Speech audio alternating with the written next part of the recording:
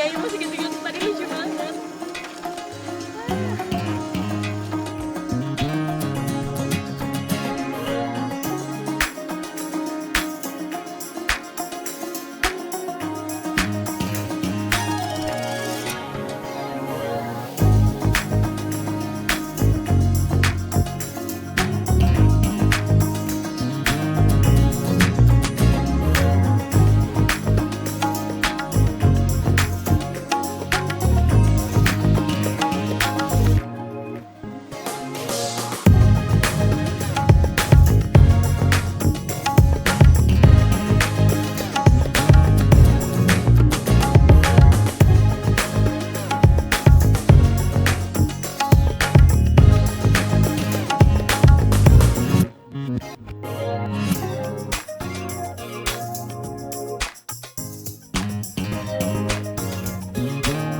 Ya, halo Tribuners, jumpa lagi bersama Mutiara dalam tayangan liputan travel. Kali ini Mutiara sudah ada di Tahura Wan Abdurrahman yang berlokasi di Jalan Wan Abdurrahman, Kemiling, Bandar Lampung. Nah, kali ini Mutiara sudah bersama dengan Ibu Eni Puspasari. Mungkin untuk lebih enaknya lagi langsung aja nih Bu Eni kenalan dulu nih sama Tribuners di rumah. Oke, baik.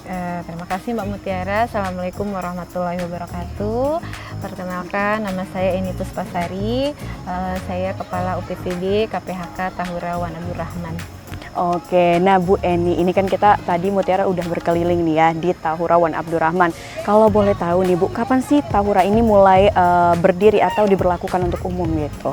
Oh iya, jadi kalau lokasi tempat kita saat ini berdiri Mbak Mutiara dan teman-teman ada di sini, ini adalah lokasi penangkaran rusa. Oke. Jadi Tahura Wan Abdurrahman itu adalah kawasan pelestarian alam yang berfungsi untuk koleksi tumbuhan dan satwa.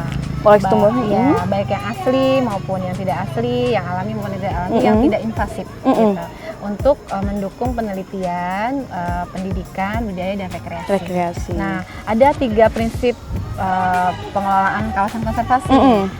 Perlindungan, pemanfaatan, dan pengawetan. Nah, penangkaran rusa di Tahura Wan Abdurrahman ini adalah salah satu dari mandat menjalankan prinsip pengawetan. Pengawetan, oh iya, malah pengawetan ternyata Bu. pengawetan, betul. Jadi bagaimana supaya rusa Timor ini salah satu rusa yang jenis yang dilindungi itu bisa berkembang,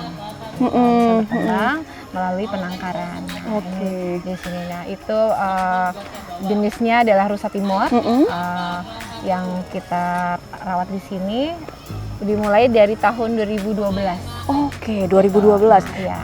Nah, ini pada saat awal baru mulai dibangun 2012 itu kan Untuk untuk penangkaran rusa sendiri ini ada berapa total rusanya? Kan kalau kita lihat di belakang ini banyak sekali. Iya, untuk tahapan awal sendiri itu berapa rusa, Bu? Di tahun 2012 itu kita mendatangkan dari Cisarua, Bogor, itu 12 pasang. 12 pasang. Jadi 12 pasang indukan jantan, gitu oke. Jadi ada 24 ekor.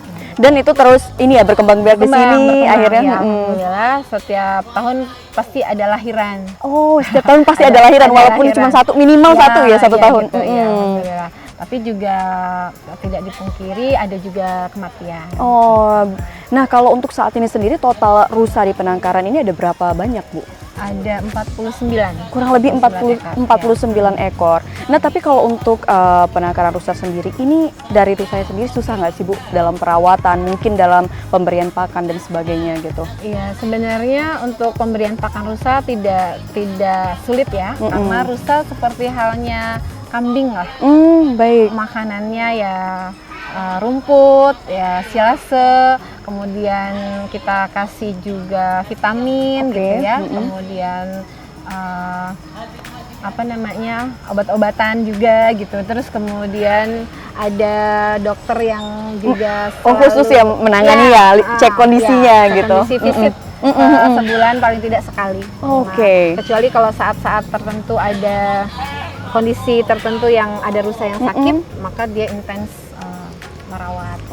Nah misalkan ini kan masyarakat datang berkunjung ke Tahura, itu berapa sih Bu biaya yang harus dikeluarkan gitu? Murah banget Mbak Mutia. Jadi kalau Mbak Mutia bisa lihat ya di sepanjang penyangga Tahura ini kan bertumbuh ya, wisata-wisata alam. Gitu ya, yang memanfaatkan alam. Nah, tahura ini termasuk yang paling murah. Paling murah berapa Paling. itu?